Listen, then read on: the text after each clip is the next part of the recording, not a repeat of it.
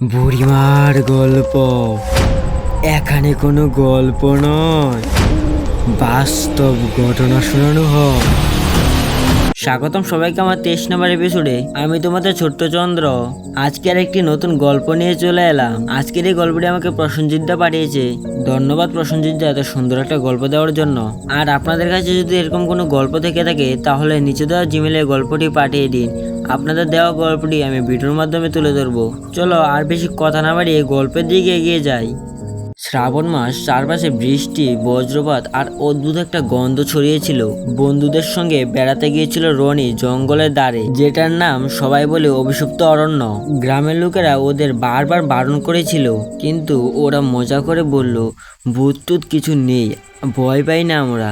তারা চার বন্ধু রনি, অভিষেক, বিজয় আর তন্ময় মশাল হাতে নিয়ে সবাই জঙ্গলের ভিতরে ঢুকলো। রাত তখন প্রায় 10:30। হঠাৎ লক্ষ্য করলো জঙ্গলের ভিতরে ঢুকতেই যেন সব শব্দ বন্ধ হয়ে গেল। কোনো পাখির ডাক নেই, কুকুরও ডাকছে না। তখনই আকাশের আবহাওয়া বদলে পুরো কুয়াশা হয়ে গেল। বিজয় কাপা গলায় বলল, কে কে হাঁটছে ওখানে? পেছন তাকিয়ে দেখলো কোনো মানুষের ছায়া। চোখ নেই তার, গলায় রক্ত ভেজা ফুলের মালা। সেই ছায়া মৃদু গলায় বলল, তোমাদের এখানে আসার সাহস কিভাবে হলো? চলে যাও এখান থেকে, নইলে। কেউ আর হোশে থাকলো না। তন্ময় চিৎকার করে দৌড় দিল, আর বাকি তিনজন তারাও দৌড়তে লাগলো। হঠাৎ মাটির নিচ থেকে হাত বেরিয়ে বিজয়ের পা টেনে ধরলো। সেই হাত তাকে নিচের দিকে টানছে।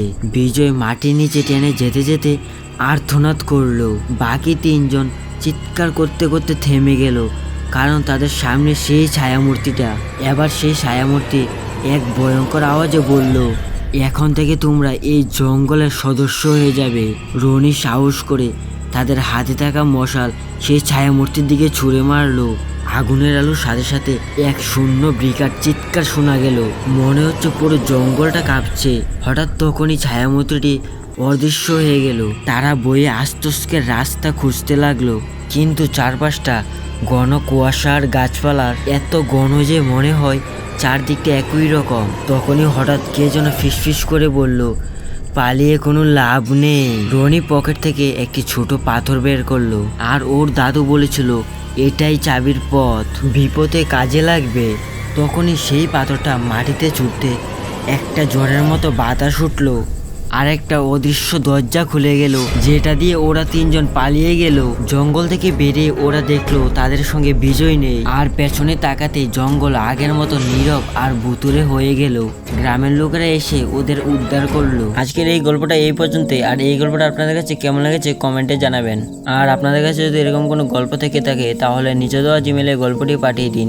আপনাদের দেওয়া গল্পটি আমি ভিডিওর মাধ্যমে তুলে ধরবো। ধন্যবাদ সবাইকে ভিডিওটা শেষ পর্যন্ত দেখার জন্য।